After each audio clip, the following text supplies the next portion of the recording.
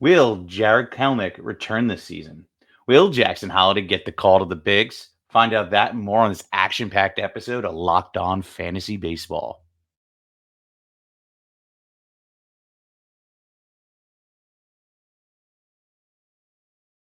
Team every day.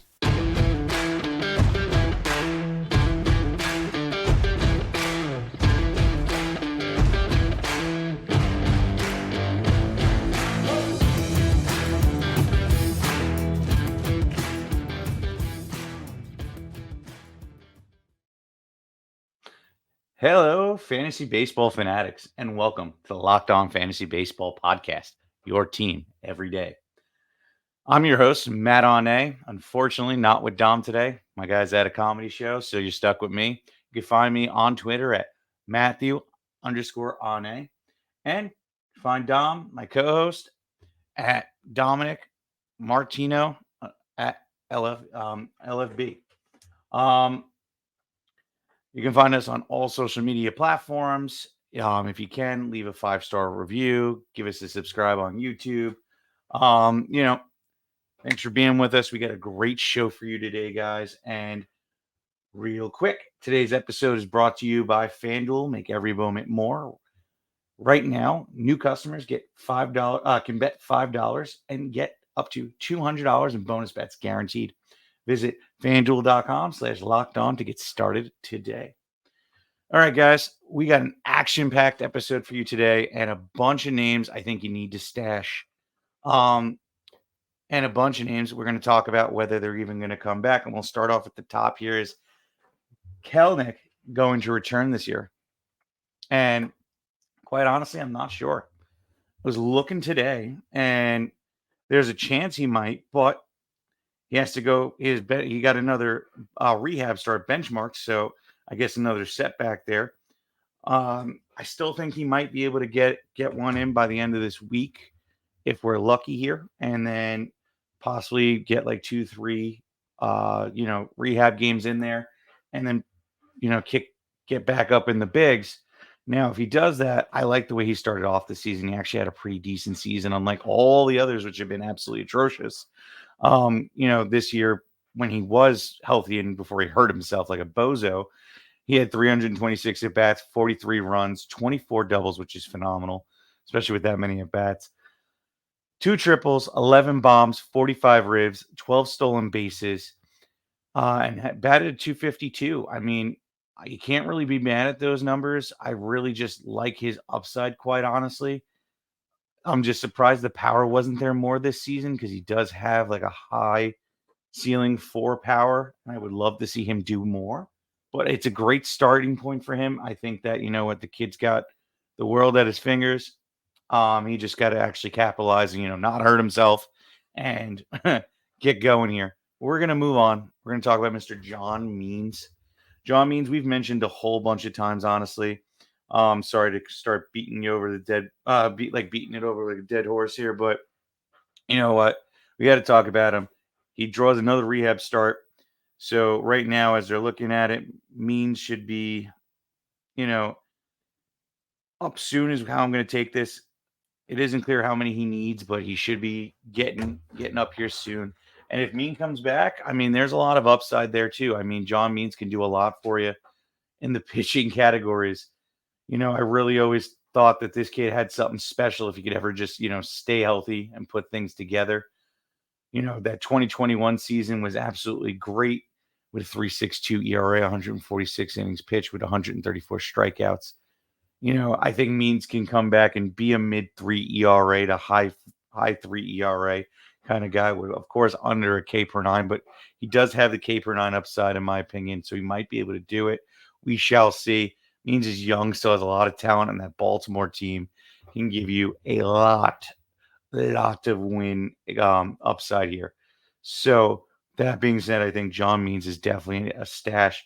Hopefully we see him up before the championship.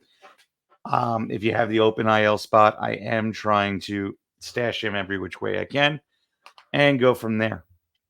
Let's move on. Let's talk about Henry Davis. Henry Davis went down a couple weeks ago. He's about 18% rostered right now. So a lot of people are dropping him. Wasn't really widely owned, but the kid has a lot of upside. Started batting practice. Won't know how many rehab games he's going to need, if at all. Quite honestly, they might just bring him up. Let's just hope they don't, shut him down entirely because they're not making the playoffs.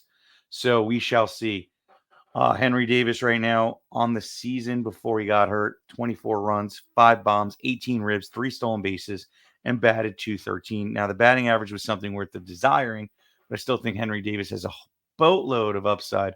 And seriously, you need to stash this kid 100% because if he does come back, it could be great upside for coming out of your catcher position. Somebody that did play a lot, and I like his upside. But you know what?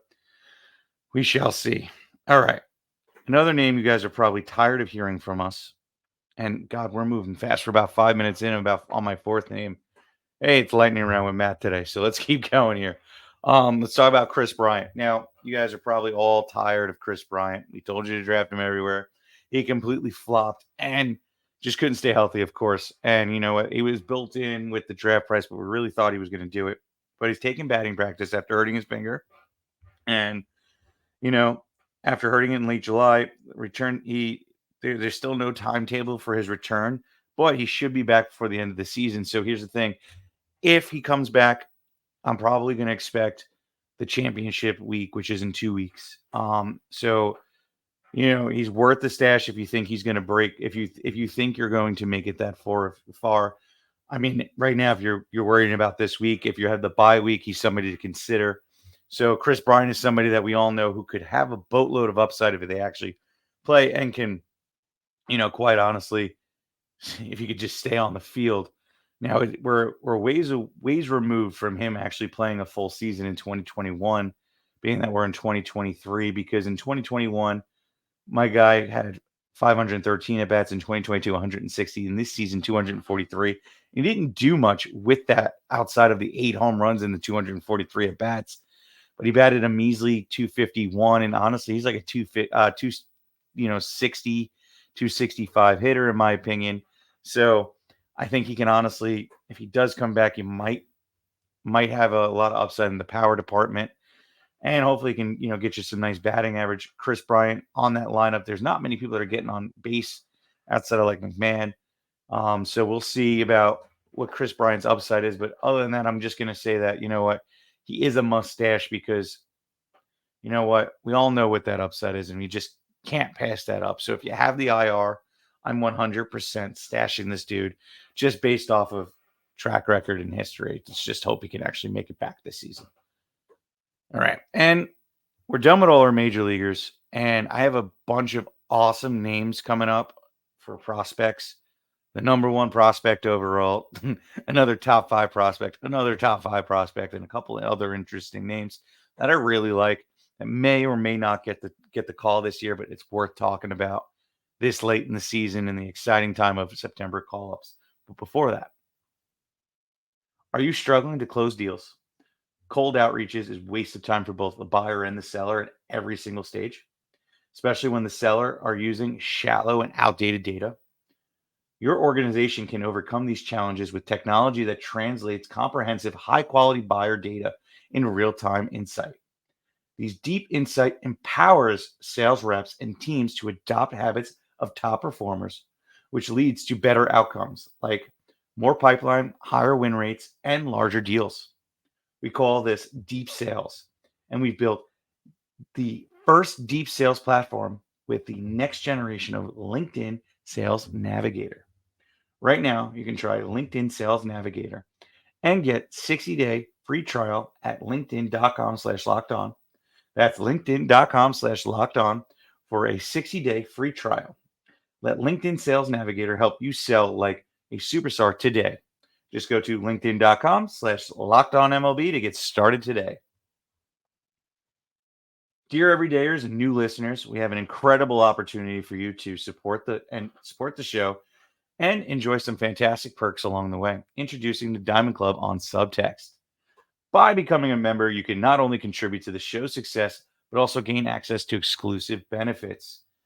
Get your hands on waiver wire rankings, call-up alerts, injury updates, instant reactions, and enjoy direct access to us for all those burning fantasy baseball questions.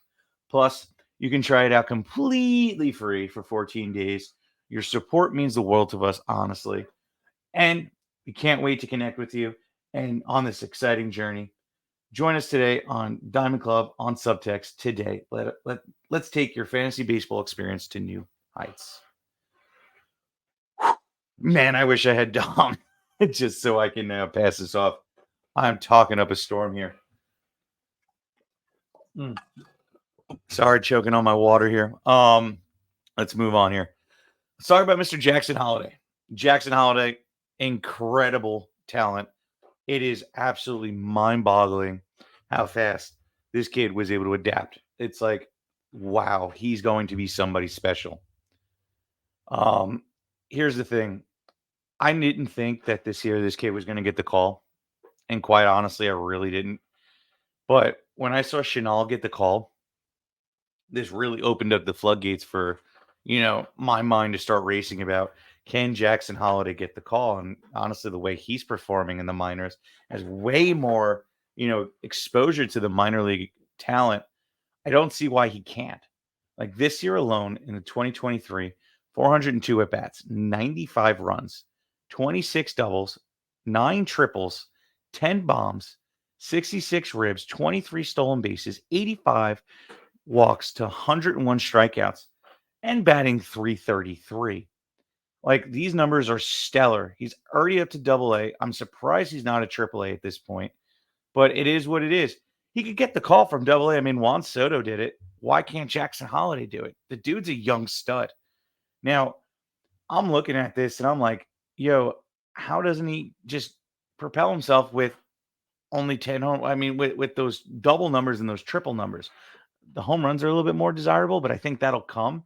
Like he's a big boy at 6 foot, but he's a little bit light for my take. Like if he was 6 foot, 200 and like 10 pounds, 200 pounds, I'd be like, yo, this kid would probably be hitting the ball like out for a yard. Like, geez, what he could do. But I mean, he's a young dude still, what? We're going to say 19 years old. So, I mean, hey, there is that chance he doesn't get the call. But honestly, like, I think if you're on the bye week and you have an ad and there's nobody on Sunday that on during the weekend that you want to add for your next week matchups, then Jackson Holliday is at least worth the stash because if he gets the call over the weekend or he gets the call in the middle of next week, hold him for like a day or two. Doesn't get the call by Wednesday, drop him. But if he gets a call midweek, he could be an instant fantasy contributor. I mean, yes, there's always risk for a guy getting the call for the first time and adjusting to the bigs, but Jackson Holliday is a special kind of talent. And quite honestly, I think he's better than Chanel. So, and you see what Chanel's doing. The dude's batting like 300. Why can't Jackson Holliday do it? The dude has great walk to strikeout ratios. He's putting the ball to the bat. He has 26 doubles and 9 triples. Like, how doesn't Jackson Holliday just translate even faster than Chanel? It would be mind-boggling if he didn't. But of course, everybody's different. But honestly, if the kid gets the call, I'm adding him. All right, let's move on. Don drooling over Jackson Holliday. And let's talk about another Jackson here. And let's talk about Jackson Chourio of the Milwaukee Brewers. If you don't know who he is, I'm about to inform you. Smaller prospect, 5'11", 165 pounds. On Baseball Reference, center field, second base, right field. So nice eligibility. I love this kid. He is really good. At double A this year, he has 465 at bats, 77 runs, 21 doubles, 2 triples, 21 bombs, 86 ribs, 37 stolen bases. Strikeouts like a maniac, but he's still batting 282, that new age, baseball batting average. Kid has all the upside in the world. Another one that I'm just, in love with in terms of, prospects. I'm not sure if he gets the call, being that he's also 19. But you never know. I mean, Milwaukee's playing well. They might want another boost. Who knows? I mean, there's nothing stopping it. There's an incentive to get him called up. Maybe this will be the push you need in the real world. But for fantasy, if this kid can come up too, serious contributor, stolen bases alone, and you could see the kid has power. He's a 5 category contributor, especially if he gets in that lineup. I like Chourio a lot. So I pray he gets the call, but he's like one of those guys I'm kind of more like, if he gets a call up, I wouldn't be surprised. But at the same time, if he doesn't, I also wouldn't be surprised. So I'm not stashing him any which way or form in redrafts. But if he does get the call, I'm obviously going to add him with the upside of stolen base. But let's move on here. Let's talk about Mr. James Wood, another great prospect. I'm not really sure if he's going to get the call, 20 years old as well. But I don't understand why Washington wouldn't. They have nothing to lose by calling this kid up at this point. He is somebody that I really like. He's 6'6", 240 pounds. You guys know I love those kind of players. Big boys, big power. And he's really showed it off this year. You know, through A plus and double A, 433 at bats, 71 runs, 25 doubles, 7 triples, 24 bombs, 82 ribs, 15 stolen bases. Batting average is something of desire because, quite honestly, in the last 2 years that he's been in the minors, he batted 313 and 372. So I think it's just him adjusting to the double A, which he's hitting 223 there, and in double A plus, he was hitting about 293. So it's just the adjustment, I think, and probably got off to a slow start in the move. So I'm assuming he's done better of late. I don't have those numbers. But I mean, man, the kid is going to be good when he gets the call. On the Richter scale, if I think he's going to get the call, probably not, but he's somebody you need to pay attention to. You know, he's one of those names that you write down now. And if he gets a call, you'll really get to see what he does. But again, it's probably about like a 30-40% chance he gets the call.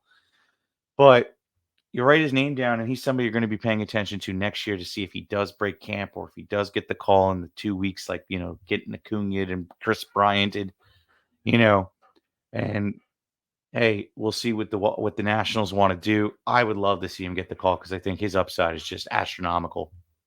James Wood would be a must add for me. And before we talk about our last 3 prospects here, and I start going off and drooling even more over all these guys, I have one last sponsor for you. Get ready for the NFL season with incredible offers from FanDuel, America's #1 sportsbook. Right now, new customers can bet $5 and get $200 in bonus bets guaranteed. Plus, all customers who bet $5 will get $100 off NFL Sunday Ticket from YouTube and YouTube TV. That is my favorite part of this whole deal. Now, this is the best time to join FanDuel. The app is easy to use and you can bet on everything from spreads to player props and more. So visit fanduel.com/locked on and kick off the NFL season right with all the offers you don't want to miss. FanDuel, official sports betting partner of the NFL. All right, guys, we got 3 guys left, and we're going to roll through this real quick and have you on your way. So let's talk about Ricky Tiedemann. Hopefully I said that right. Awesome pitcher. Toronto Blue Jays here. He's 21 years old. I love this kid, and it's Tiedemann. I apologize. Didn't have the phonetics in front of me at the time. He's having an odd year.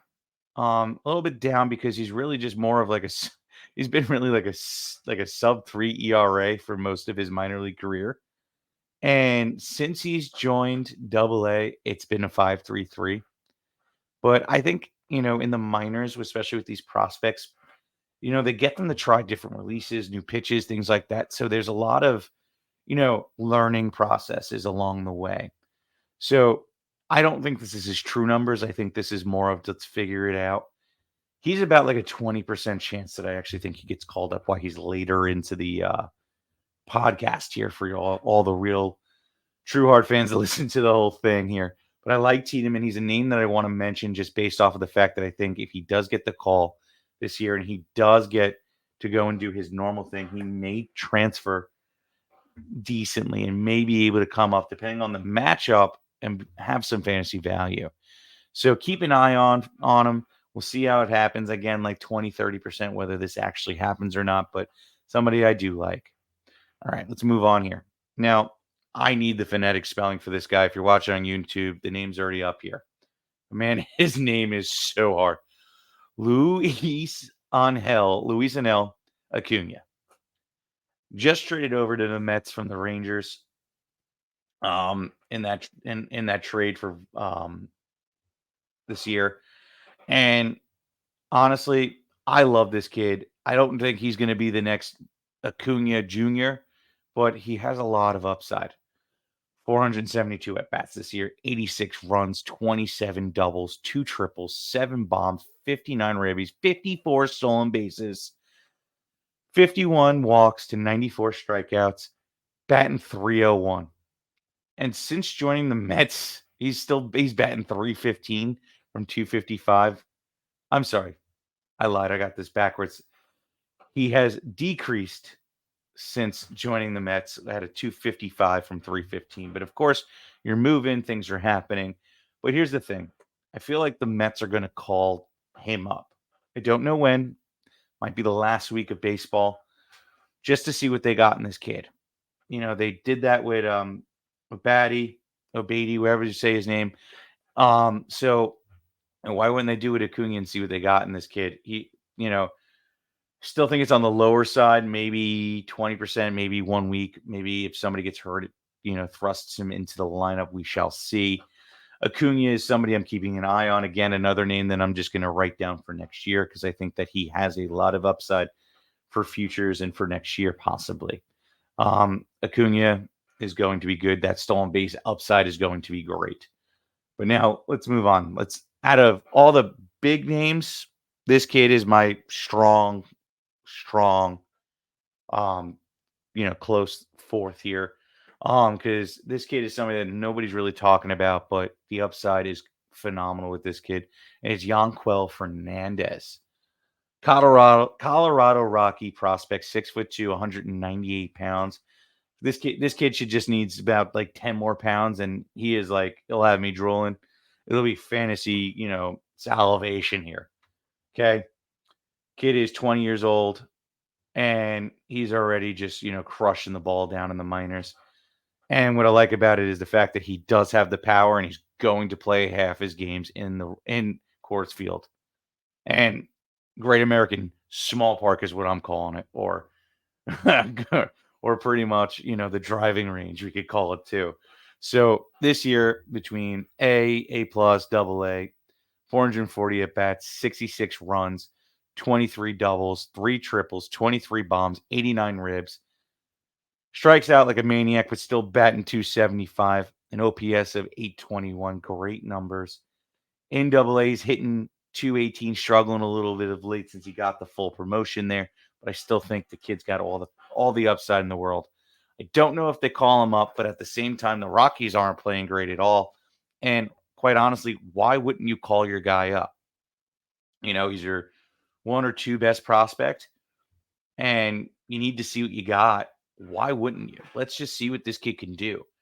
But again, at age 20, maybe they're going to wait for next year, and he's going to be, a Super 2 call up. But I think that this kid is imminent, whether it's this year or next year. Yanquel is somebody that, if we do start hearing rumors that he's going to get the call or break camp next year, and he didn't get the call this year, it's somebody I'm going to be telling you to draft everywhere at the end of your drafts. So Yanquel is somebody to pay attention to. Another name, write it down. Quite honestly, the only guy I'm probably going to stash out of all these names is Jackson Holliday in terms of prospects, just based off of the fact that I think he has the only realistic chance of being called up this year. Jackson Chourio is maybe a strong 2 in that sense, but nothing's guaranteed here with all these guys. Big leaguers, if some of these guys fit your needs for going into the playoffs, look ahead at what your matchup has and what they're strong at, and then see if any of these guys can help you achieve to beat them in their strengths or at least compete. But with that being said, guys, I want to thank you for bearing with this episode with me and just me.